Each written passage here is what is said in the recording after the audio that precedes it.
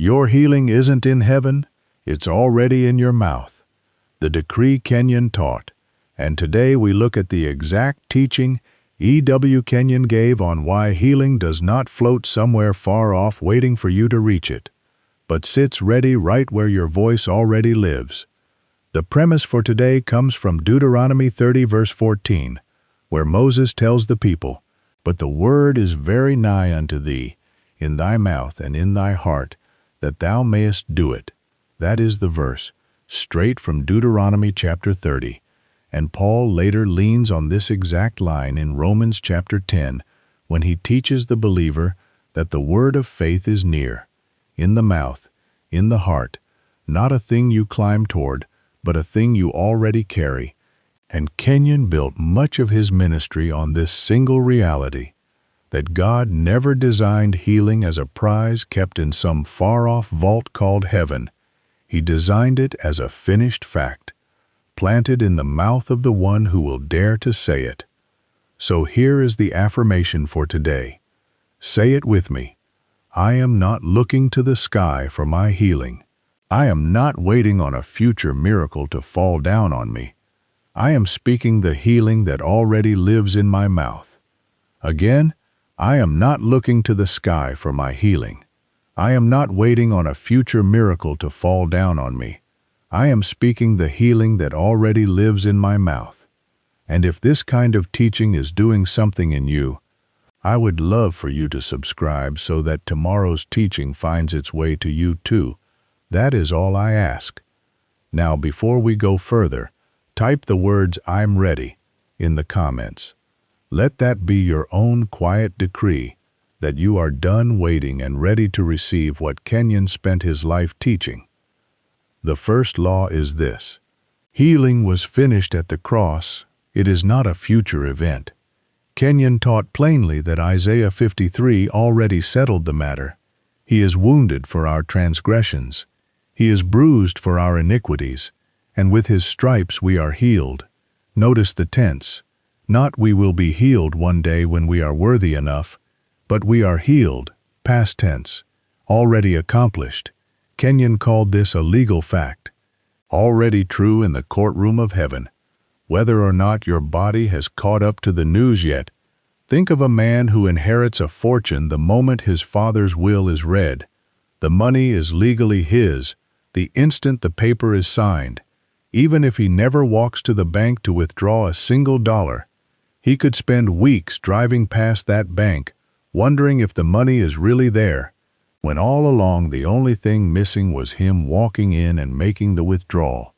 That gap between the will being read and the money in hand is exactly where most believers live stuck, praying as if asking God to reconsider a case he already ruled on. Kenyon taught the resurrection was God's signature on that receipt, the empty tomb, the stamp of approval on a transaction already complete. So healing is not something heaven is still deciding to grant you. It already left the courtroom finished, signed, sealed, delivered. Your only work now is to walk in and claim what is already yours. So speak this decree with me. My healing was settled at the cross, and I simply walk into what is already mine.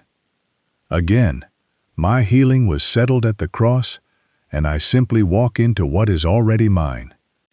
The second law is this: the word is not far off. It is in your mouth right now. Go back to that verse in Deuteronomy. The word is very nigh unto thee, in thy mouth and in thy heart. Moses is answering a question nobody asked out loud, but everybody asks inside. Who will go up to heaven and bring it down for us? Who will cross the sea and fetch it for us? And the answer is nobody has to, because it already arrived. It is not up there. It is not out there. It is in here. Kenyon leaned hard on this because he saw so many sincere people treat prayer like a long-distance phone call to a God who might be busy. They beg, they plead, they wonder if the line even connects. Some even picture heaven as a warehouse far away, stacked with healing on some high shelf, and they imagine themselves standing at the bottom of that shelf, hoping somebody up there finally notices them and tosses a portion down. Kenyon taught that this picture, as sincere as it feels, is simply not what the word describes. The word describes nearness, not distance. Think of a woman searching her whole house for her glasses, checking every drawer, every coat pocket, calling her neighbor to ask if she left them there, digging through her purse twice, retracing her steps to the car, only to walk past a mirror and realize the glasses were sitting on top of her head the entire time. She was not missing them. She was simply not looking in the one place they already were. That is what it feels like to search heaven and earth for healing that was already resting in your own mouth, waiting for you to simply use it.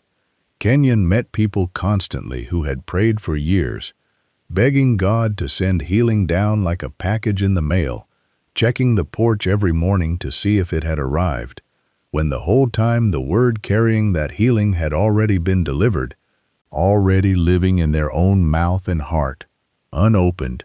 The word is near, not nearby like a neighbor's house you have to walk to, but near like breath, near like your own tongue, near like the next sentence you are about to speak. Kenyon taught that this nearness is the whole reason confession works at all.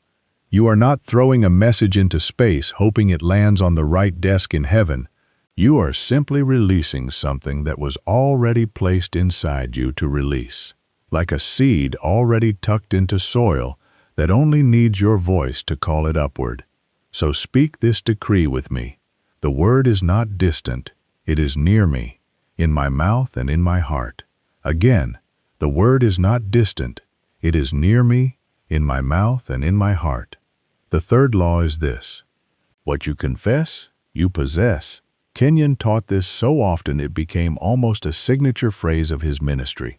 Not confession, meaning admitting guilt the way we use the word in a courtroom drama, but confession, meaning agreement, saying the same thing God's word says about your condition.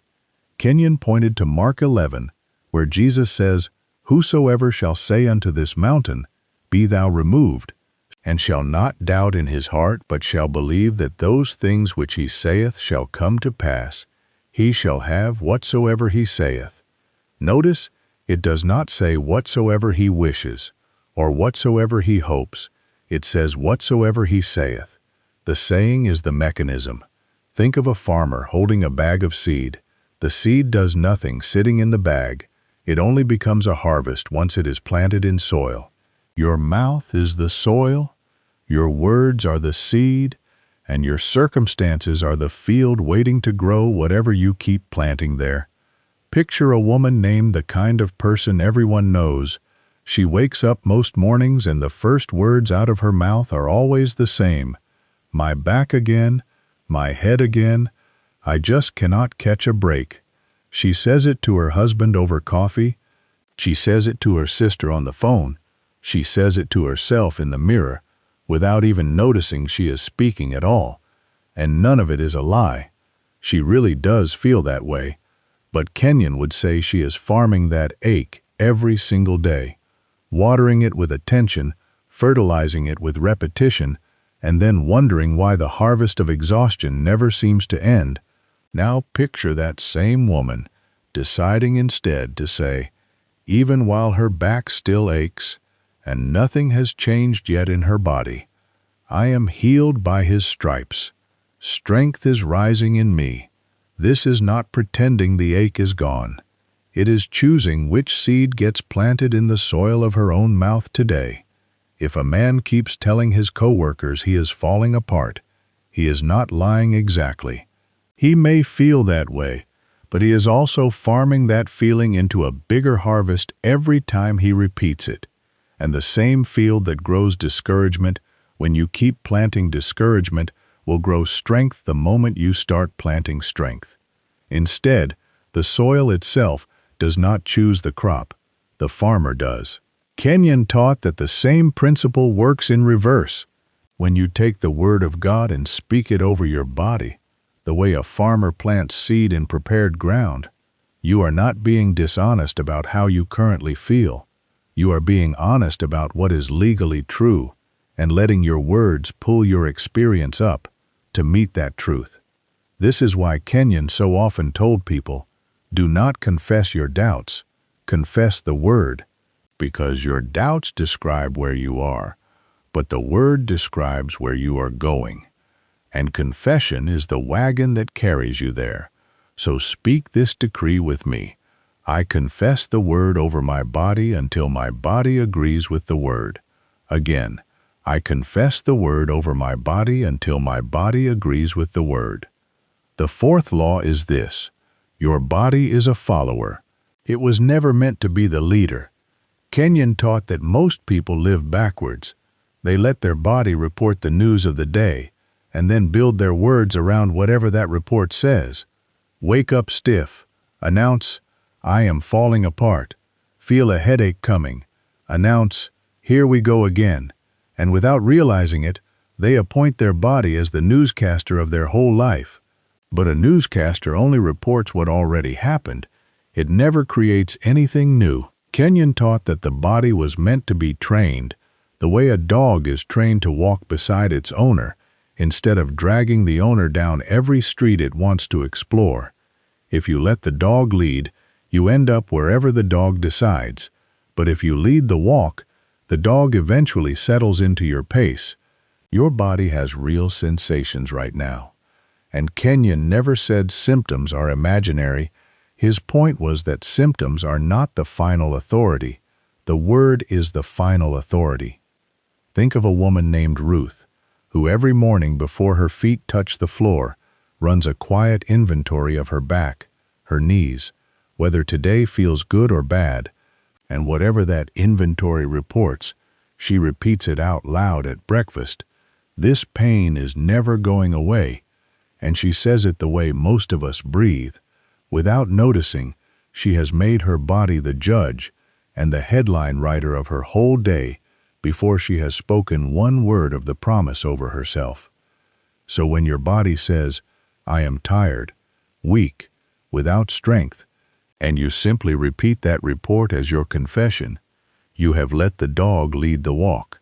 But when you say instead, I am strengthened with might in the inner man, by his stripes I am healed, you are not lying about your feelings. You are refusing to let your feelings write the final headline. Kenyon returned to this often, because sincere people confused honesty with surrender. Thinking speaking the word while still feeling pain made them a hypocrite, but he taught the opposite. Confession only has power precisely because it is spoken while things still feel unfinished. If the body had already caught up, you would not need faith. You would simply be describing the obvious.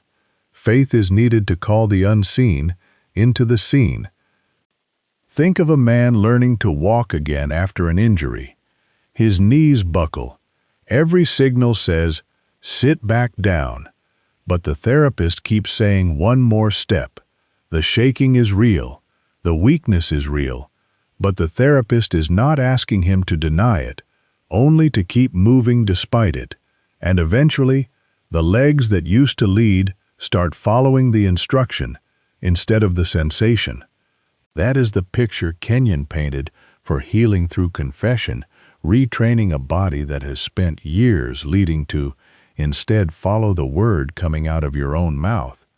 This shows up in small, ordinary moments, when Ruth catches herself mid-sentence and instead of finishing with this pain is never going away, pauses and says, by his stripes I am healed. Her knees do not feel different instantly, but the leash has tightened just slightly.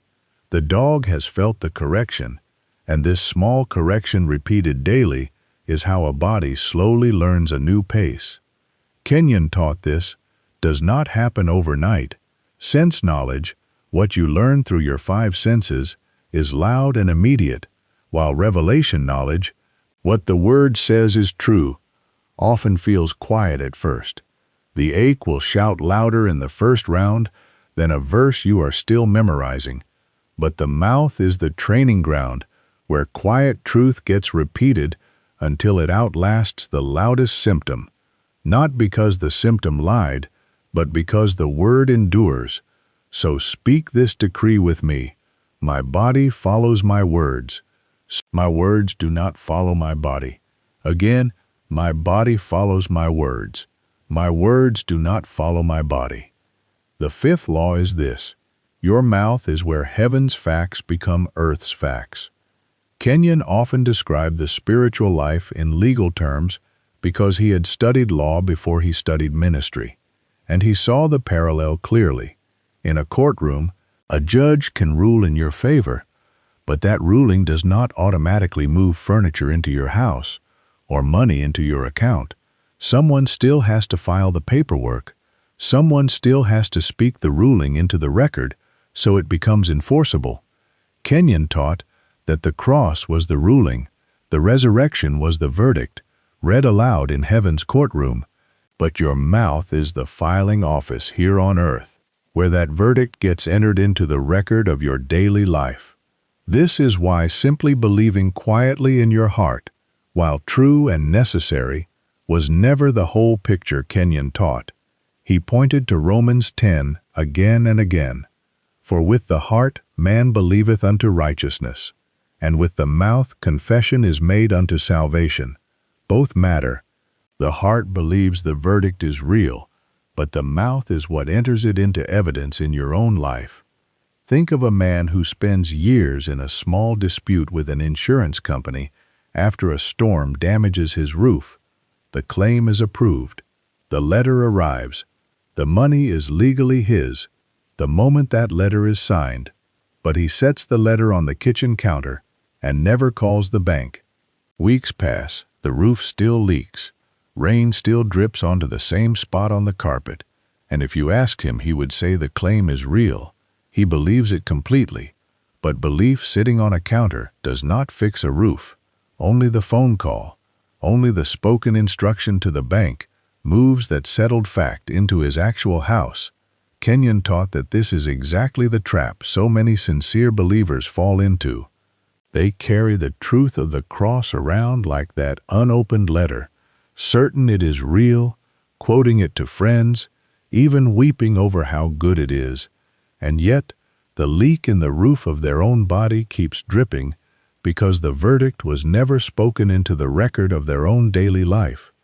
This is also why Kenyon warned so strongly against what he called mixed confession, meaning saying the word of God with your mouth in the morning and then spending the rest of the day narrating every symptom and fear out loud to anyone who will listen.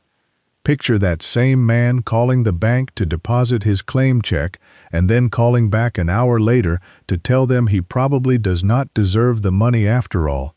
No bank honors a deposit made with that kind of contradiction sitting right beside it. You cannot file the verdict and argue against it in the same breath and expect the courtroom of your own life to take you seriously. This does not mean pretending symptoms are not there. Kenyon was clear that pretending is not faith. Faith is not closing your eyes to reality. Faith is choosing which reality gets the microphone. When a friend asks how you are doing, you can acknowledge the day has been hard. That is simply honesty. But the decree you plant in the depths of your own private confession, the words you say when no one is grading your performance, those words are the courtroom filing. Those are the words determining what future you are quietly building brick by brick. A woman rehearsing her health report to a coworker at lunch is not sinning. She is simply describing weather. But the same woman, alone in her car, on the way home, speaking the word over her own body in the quiet, that is where the filing actually happens. That is where heaven's fact starts becoming her earth's fact. Kenyon taught that even a small daily habit of speaking healing scriptures out loud, even for 2 or 3 minutes, done consistently, does more legal work in the unseen realm than an hour of anxious, silent hoping ever could, because hoping stays folded up on the counter like that unopened letter, but confession walks it to the bank and hands it across the desk. The mouth is the filing office, and no filing office does its work while sitting empty and silent. So speak this decree with me. I file the verdict of the cross with my own mouth every day. Again, I file the verdict of the cross with my own mouth every day. The sixth law is this: one confession rarely finishes the work. It is steady, repeated confession that carries a thing from fact into feeling.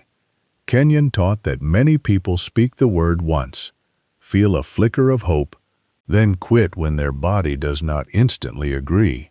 But he compared this to a farmer who plants seed on Monday and would never dig it back up Tuesday just because no sprout has broken the surface yet. He knows the seed is working underground long before anything shows, and confession works the same way. The first time you say, "I am healed by his stripes," your body may feel nothing different. That is not failure. That is the seed still underground. And each repetition after that keeps building a root system no eye can see yet. Think of a man who plants a young fruit tree and waters it every morning before work. Week 1, nothing changes. A neighbor asks why he bothers with a tree doing nothing, and he says it is doing something, you just cannot see it yet. Months later, the roots have spread wider than the branches above, and by the time fruit finally hangs there, passers-by assume it happened overnight, never knowing about the months of quiet watering underneath. Kenyon taught this is exactly the picture of daily confession. The words you speak each morning are doing root work long before they ever show as fruit. This is why Kenyon leans so heavily on daily practice rather than one dramatic moment. Most healing does not arrive as lightning. It arrives as sunrise, slow and steady, until suddenly the whole sky has changed. No one becomes a runner by running once, and faith trains the same way. Your spirit needs the reps, just like your muscles do. So if nothing's shifted by lunchtime after this morning's confession, that is not proof it failed. It is proof the seed needs more days in the ground. Picture a coin jar on a counter.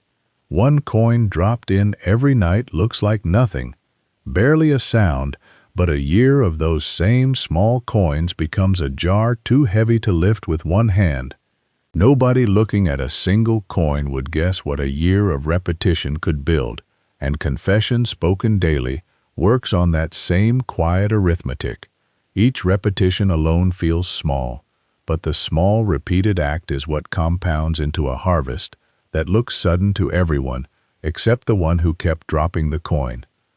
Kenyon also taught that this repetition is not begging. Saying the same decree daily is not nagging God the way you might nag a slow waiter. It is retraining your own heart and body to line up with a truth already settled at the resurrection. The repetition is for you, not for God. Think of someone who once flinched at every loud sound after a hard season. That flinch did not vanish from being told once that they were safe. It faded slowly as safety proved itself again and again until the body. Here is the whole picture. Healing was already finished at the cross. The word carrying that healing is not far off in some distant heaven, but resting near you in your own mouth and heart. What you confess in agreement with that word you begin to possess. Your body was designed to follow your words rather than lead them. Your mouth functions as the filing office where heaven's finished verdict becomes visible in your own life, and steady repeated confession is what carries that seed from buried fact into full harvest.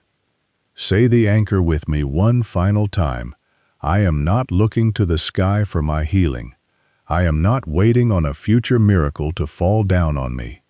I am speaking the healing that already lives in my mouth. Your healing was never floating somewhere far off in heaven, waiting for you to earn a ticket there. It has been resting quietly in your mouth this whole time, exactly the way Kenyon taught, exactly the way Moses said it thousands of years before him, near you, in your mouth, and in your heart, ready the moment you decide to speak it.